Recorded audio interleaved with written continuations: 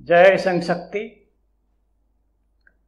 ओम समानो मंत्र समिति समानी समानं मनः सचित्तमेषां समानं मंत्रम् अभिमंत्र एवः समानेन वो हविषा जुहोमि।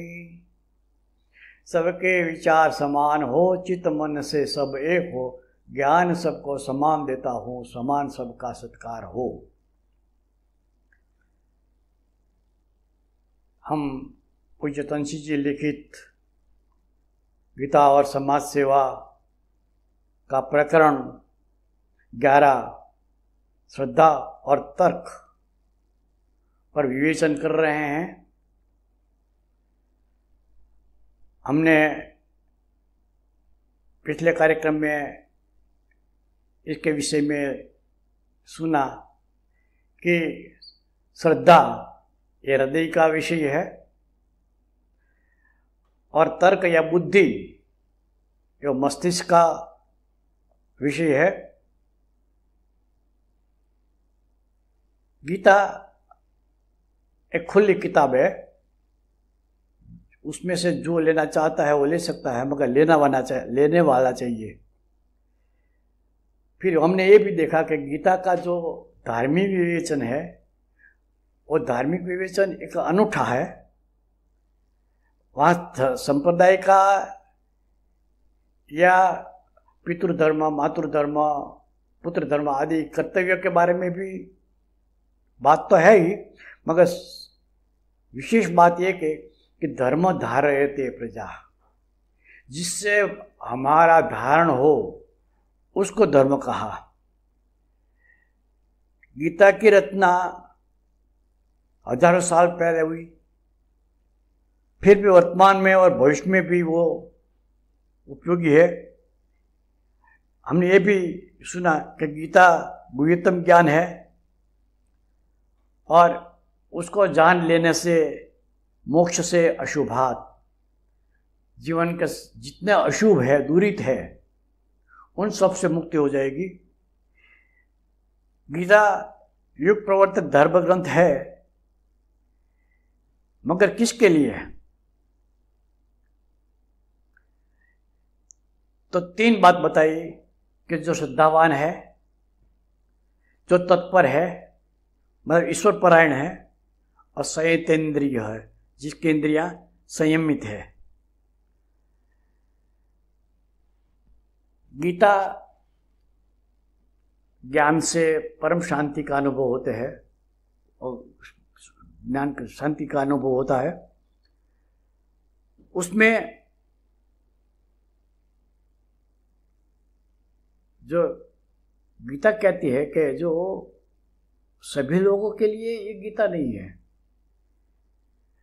जो अतप है, जिनके पास कोई तपस्या नाम की चीज नहीं है, जो भक्त नहीं है, जो संयतेंद्रिय नहीं है, और जो मेरी ईर्ष्या करता है, एक दूसरे की भी ईर्ष्या करता है, उसके लिए गीता नहीं है। गीता अर्जुन को इसलिए सुनाई कि श्री कृष्ण को अर्जुन बहुत प्रिय था। पूज्य तंसी जी भी हमको सखा मानते थे ना,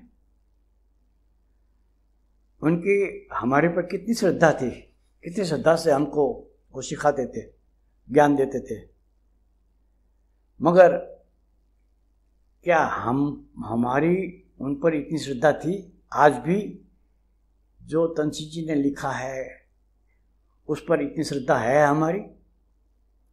श्रद्धा नहीं है तो मान लेना, ईश्वर प्राप्ति नहीं होगी, और जो जीवन में है वो व्यर्थ जाएगा।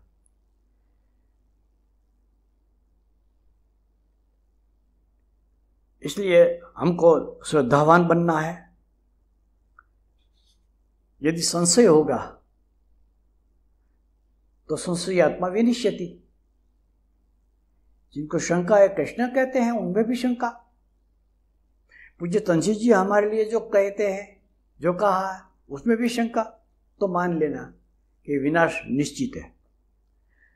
इसलिए कहा अश्रद्धाया हुतम दत्तम तप्तम व्यथ, क्योंकि सब असत्य है। क्षत्रिय क्षम ने हमने अपना माना तो उस पर हमारा पूरा विश्वास होना चाहिए, और विश्वास तब श्रद्धा का स्वरूप लेगा। पूज्य तंची जी ने कहा कि किसी ज्ञान या वस्तु में प्रत्यक्ष के समान विश्वास हो, उसी को श्रद्धा कहते हैं। थोड़ा समझिए कि मुझे विश्वास है कि मैंने मेरी घड़ी अलमारी में रखी है,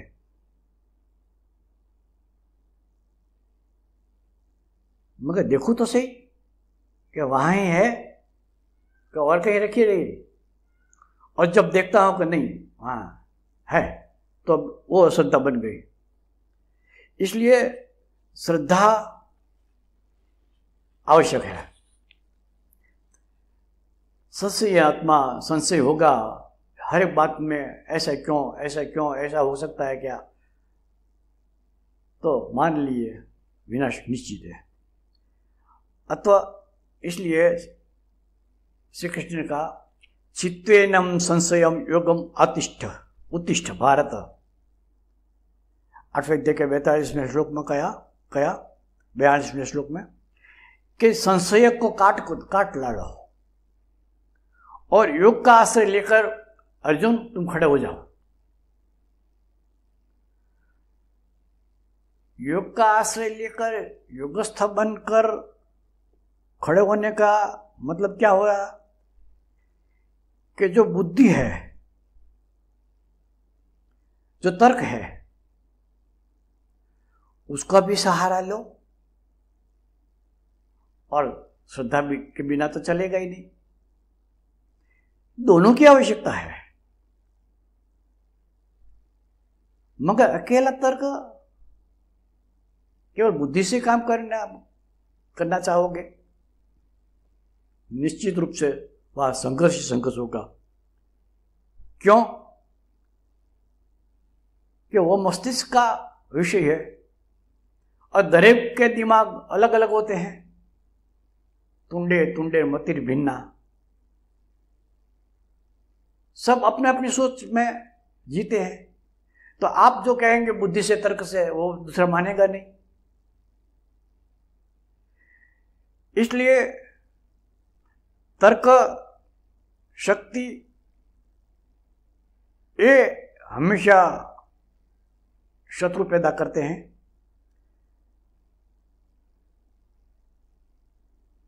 ईश्वरीय ज्ञान, आत्मज्ञान, कर्तव्य ज्ञान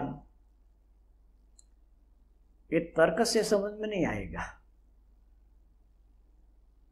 उसके लिए श्रद्धा चाहिए।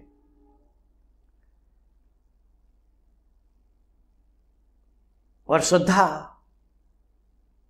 हृदय से निकलती है, और हृदय में तो ईश्वर बैठे हैं। मतलब श्रद्धा वो ईश्वर का ही स्वरूप है। इसलिए श्रद्धा होगी तब ही जाकर हम ईश्वर को, अपने आप को, आत्मज्ञान को प्राप्त कर सकेंगे। समाज में बुद्धिमान लोग बहुत हैं, ऐसे ऐसे तर्क खड़े करते हैं कि इसका कोई उत्तर नहीं दे सकते, मगर वो क्यों नहीं सफल होते हैं? तो पूज्य तंची जी ने एक अंग्रेजी कहावत लिखी है, you can gain N argument but lose your friend. तर्क से आप किसी को जीत सकते हैं, विपक्ष को आप मौन कर दे सकते हैं, वो कोई जवाब नहीं दे पाएगा, मगर वो आपका नहीं रहेगा।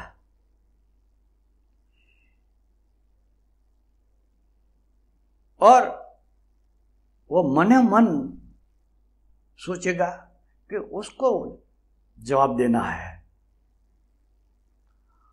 और ये जो पराजय हुआ है, जो जो जवाब नहीं दे सका, उसके मन में वो खटकता रहता है।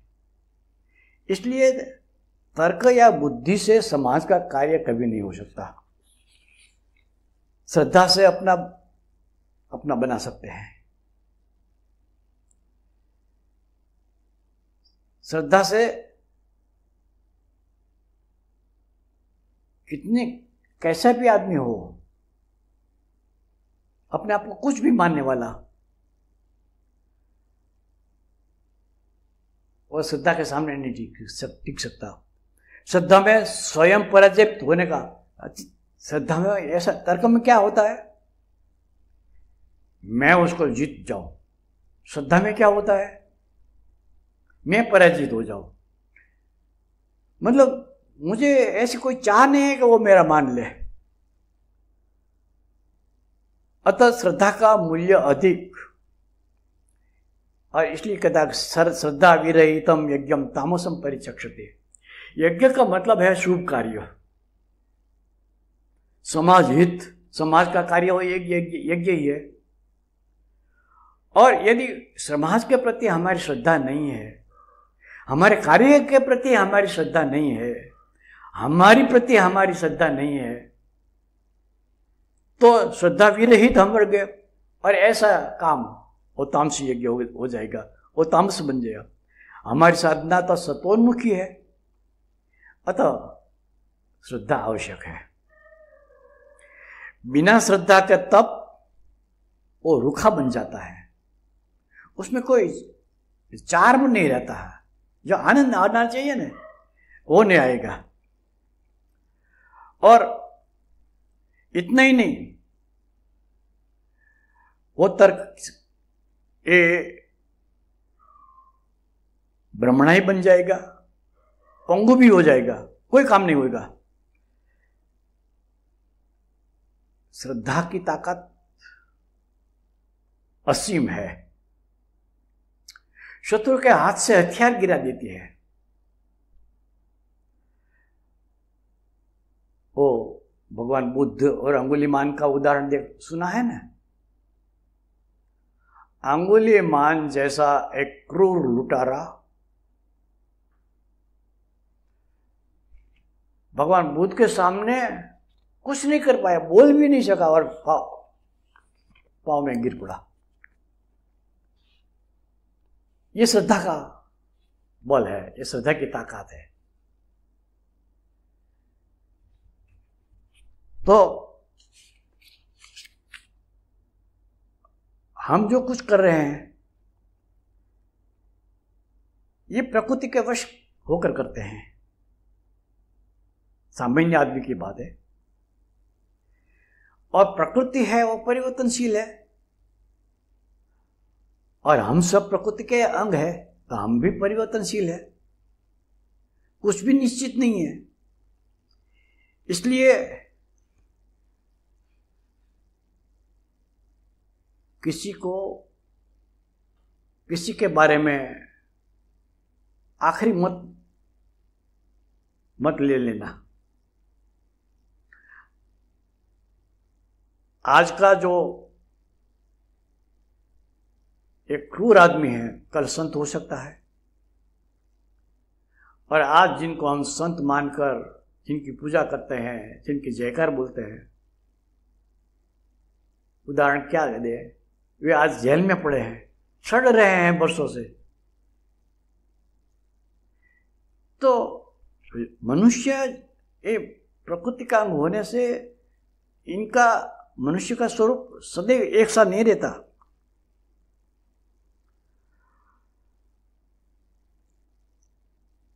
जो बात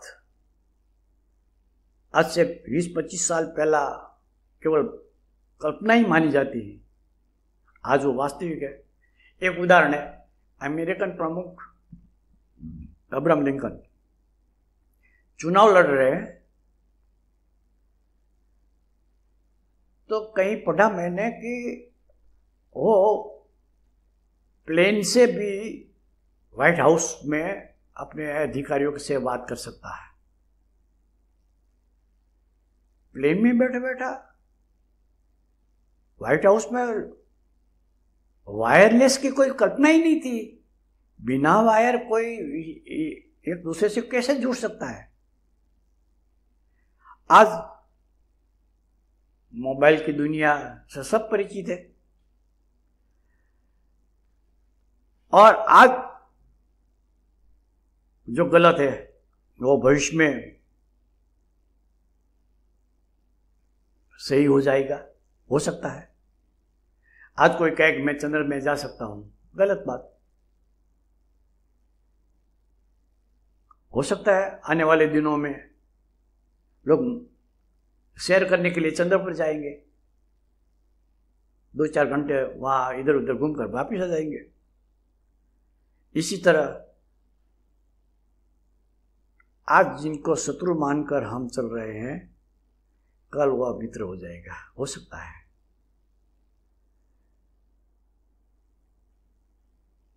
यहां प्रकृति में कुछ भी शाश्वत नहीं है, एक स्वरूप का नहीं है, स्थायी नहीं है।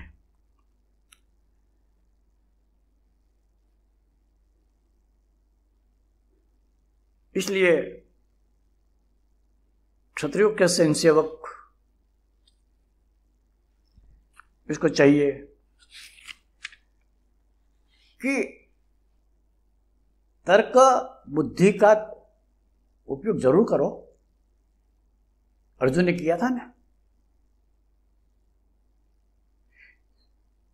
पहले कह तो दिया कि शिष्यस्ते साधि माम ताम प्रपन्नम, पर श्री कृष्ण ने जो कुछ कहा वो सब मान नहीं लिया। चाहे योग की बात हो, चाहे मन की बात हो, मेरे समझ में नहीं आता। मन को आप कहते कि इस तरह का उस पर उसको वश करो, कैसे किया जाए? तो तर्क बुद्धि के अनुभव पर, तर्क या बुद्धि यह अनुभव चला करता है। बुद्धि असीम है, बुद्धि से परे जो है उसको केवल श्रद्धा पहचान सकेगी। श्री कृष्ण कहते हैं, इंद्रियाणि परण्याहु इंद्रिय परम मन, मनस्तु परा बुद्धा बुद्धि, बुद्धे परतस्तु यह। तीसरे अध्याय के 42वें श्लोक में, ये शरीर है, ये जड़ है, उससे श्रेष्ठ अधिक ताकतवान ये हमारी इंद्रिया है, ज्ञानेंद्रिया, और इंद्रियों से भी अधिक शक्तिशाली मन है। मन से भी उच्च स्थिति की बुद्धि है, और बुद्धि से जो पर है वो तत्व है, और वो अर्जुन तुम हो। मतलब अर्जुन को असली स्वरूप बताने के लिए ये सारी बात कहनी पड़ी। और ये अर्जुन कौन?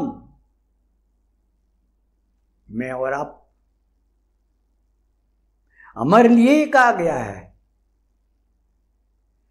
कि हमारा असली स्वरूप, जैसे शंकराचार्य ने कहा, चिदानंद रूप शिवोहम शिवोहम, मेरा असली स्वरूप से सच्चिदानंद स्वरूप है। और इसलिए हमें श्रद्धा से इस बात को स्वीकार करना पड़ेगा। इसमें तर्क कितना ही चलाओ,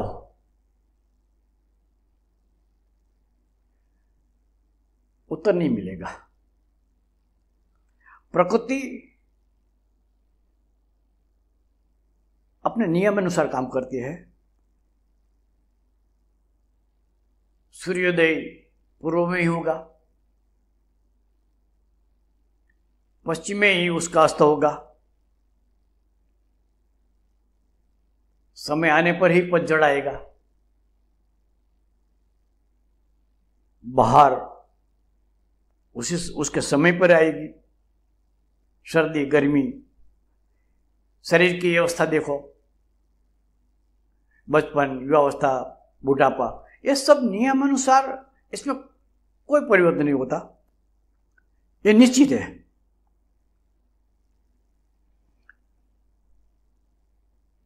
मगर ये प्रकृतिजन्य सत्य, ये युग का सत्य है। सूर्य पूर्व में युग का, ये प्रकृति का एक नियम है। अतः प्रकृति पर अवलंबित विचारधारा, उसमें स्थायित्व होता है, वो प्रामाणिक है, महत्वपूर्ण हो सकती है। यहां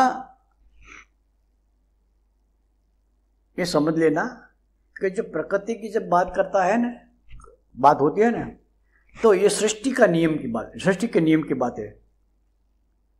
वह सृष्टि ईश्वर की कृति है, और मानवी की प्रकृति अर्थात स्वभाव, उसकी बात यहां नहीं है। स्वभाव में तो परिवर्तन हो सकता है। वालिया जैसा लुटेरा संत वाल्मीकि बन सकते हैं, स्वभाव बदला जा सकता है। हमने पीछे सुना कि पूज्य तंशी जी ने लिखा कि युग सत्य को शाश्वत सत्य नहीं परखा जाता, युग सत्य से शाश्वत सत्य नहीं परखा जाता। उसको समझे, उदाहरण दे कि एक युग था जब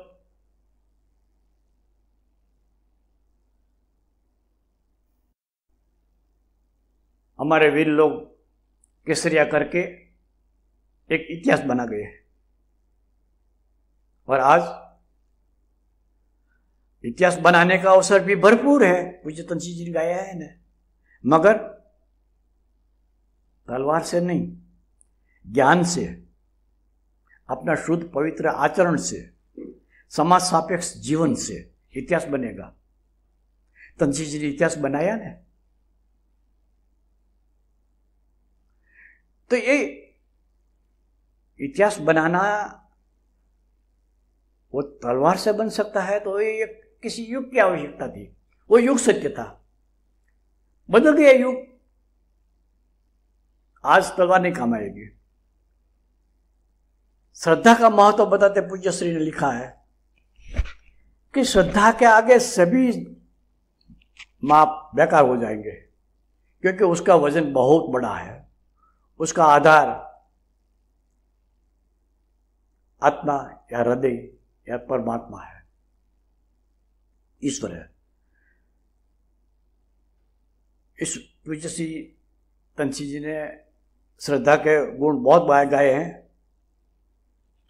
मगर साथ साथ तर्क की उपेक्षा नहीं की है। तर्क का अपने स्थान पर महत्व है। अर्जुन तर्क करता गया, श्री कृष्ण उसके उत्तर देते गए। अर्जुन ने सब मान लिया ऐसा नहीं हुई, पर आखिर जाते जाते जाते जाते कहना पड़ा अर्जुन को कि नष्ट मोह स्मृति लब्धा तत्प्रसादात मया च्युत शीतोस्मि गत संदेह, अब मेरी कोई शंका नहीं रही। मगर यह श्रद्धा कब उत्पन्न हुई? तर्क करते करते करते करते करते तर्क की निसारता समझ में आ गई, तब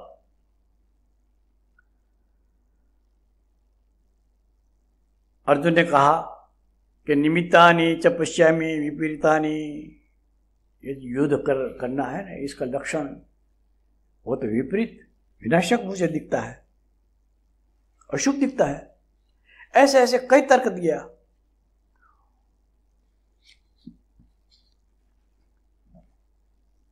पर कृष्ण भगवान ने सब उसका अर्जुन को सब समझाया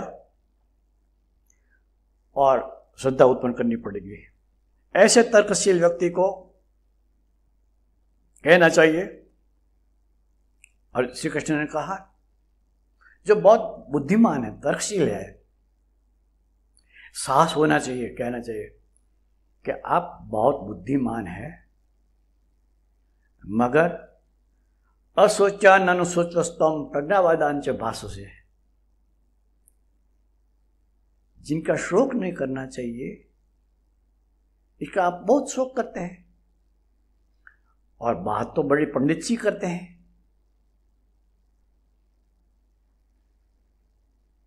तो तर्क वालों को रोकना नहीं है कि ऐसा मत बोलो, ऐसा नहीं कहना है उसको, तो वो और उससे तो वो और कट्टरवादी बन जाएगा। तर्क से आप उसके तर्क को काटेंगे तो उसके तर्क, उसकी बुद्धि और तर्क करेगी। श्री कृष्ण ने कहा कि न बुद्धिर्भेदे जनयत अज्ञानाम कर्म संगिनाम जो सेत सर्वकर्माणि विद्वान युक्त समाचरण।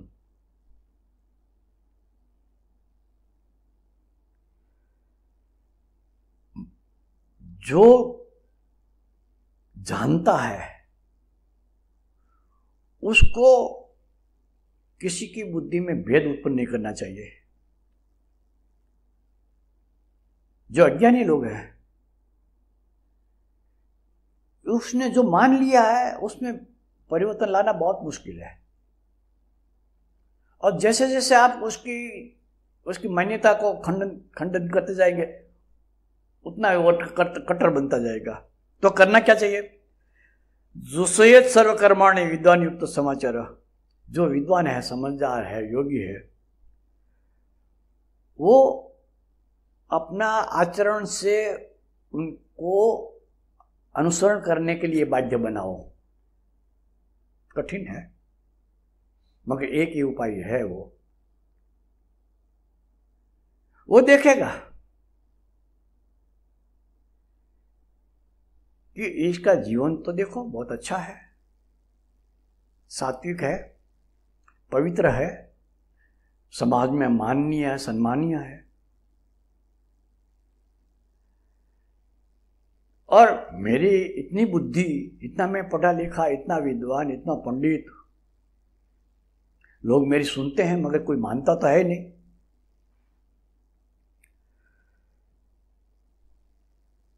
तो अपना जो विद्वान है वो अपना अपने जीवन से दूसरों को बदलने की प्रयत्न इच्छा रखे।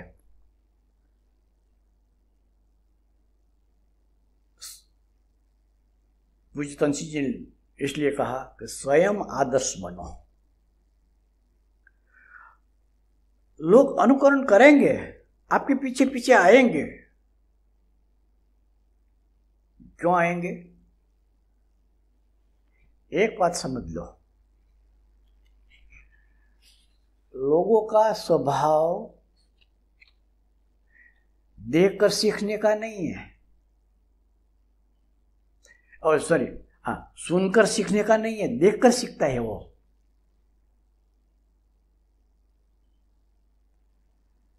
बहुत कह दो ना, इतना ही कहो ना,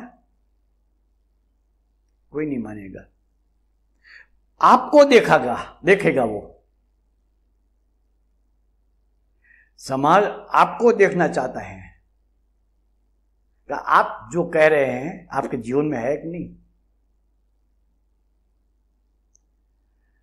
आपकी कहनी और करनी में कोई समानता है कि नहीं।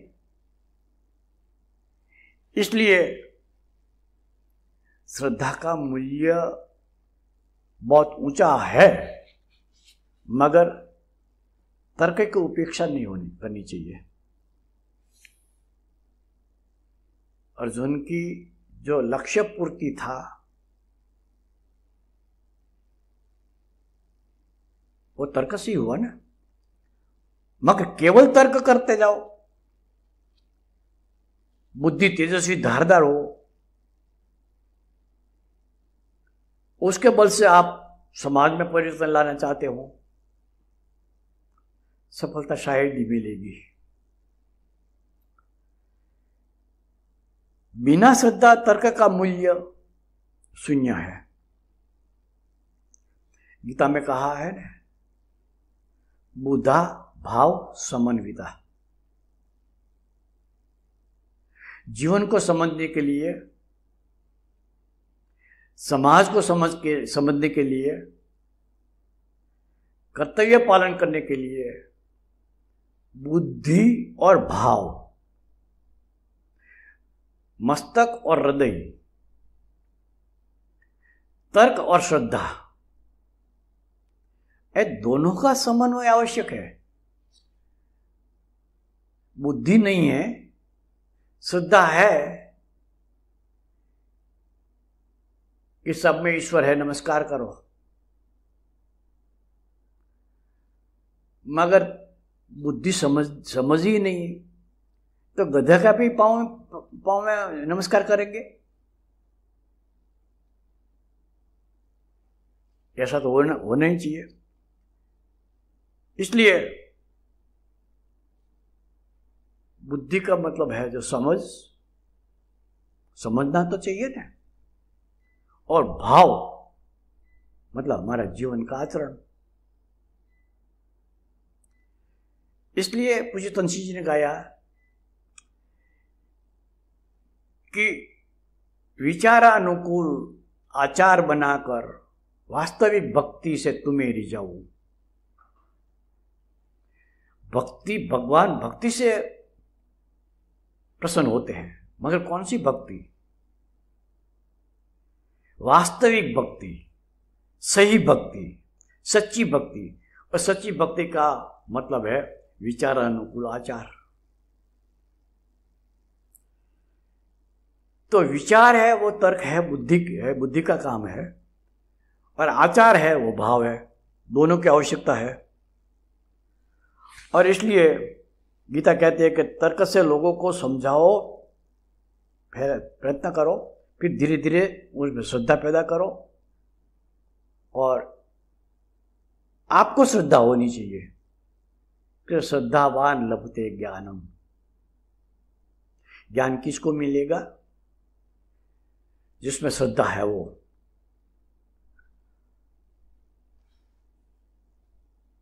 तो गीतानुसार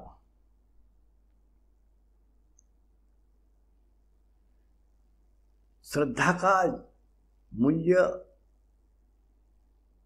इतना ऊंचा है कि बिना श्रद्धा का जीवन ही नहीं। श्रद्धा सत्य का धारण जिसमें हो, और वो सत्य तत्व तो हृदय में ही है। ईश्वरीय सत्य तत्व है, सच्चित आनंद। वह सत्य तत्व ये हमारे अंदर पड़ा है। तो वो उसमें उसके साथ जोड़ना वो श्रद्धा के बिना नहीं हो सकता। इसलिए इस प्रकरण की समाप्ति करते हुए हमें एक बात फिर से समझ ले कि जिनको समाज का काम करना है, ये किताब का नाम ही है ना, गीता और समाज सेवा।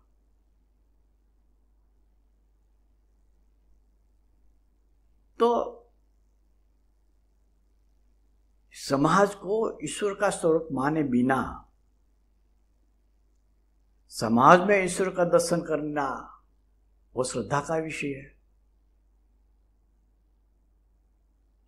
उसके बिना केवल बुद्धि से, केवल तर्क से, केवल मस्तिष्क से आप यदि चाहते हैं कि मैं समाज का काम करूं, समाज के लोग मेरी सुने, मेरे पास आए, मेरे पीछे पीछे चले, असंभव। क्योंकि उनकी भी मान्यता होती है, उनके पास तर्क होते हैं, उनके पास बुद्धि होते हैं, उनके पास मस्तिष्क है, वो सोचते हैं। श्रद्धा तत्व तो ऐसा है कि जिसमें भेद नहीं है, क्योंकि उसमें सत्य है, सत्य एक ही तत्व होता है, सत्य में कोई भेदभाव नहीं है। सत्य न ऊंचा हो नीचा होता है, न सत्य छोटा होता है, न मोटा होता है, बड़ा होता है। सत्य सत्य होता है।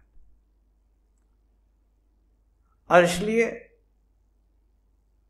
उसको धारण करना, वो हो सत्य, वो है श्रद्धा। इसलिए गीता में एक जगह लिखा है कि मनोरधि निरुद्ध च, मन को, बुद्धि को, तर्क को, विचार को हृदय में स्थापित कर दो।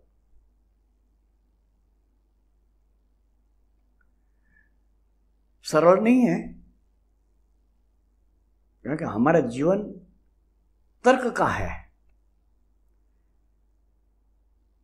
तर्क से सब कुछ पाना चाहते हैं और लोग पा लेते हैं, हम देखते हैं। पर इसमें स्थायित्व कितना है वो हम देखते नहीं है। उससे जीवन बनता है कि नहीं, ये भी हम सोचते नहीं है। तो इस प्रकरण की समाप्ति करते हुए हम एक बात निश्चित कर ले,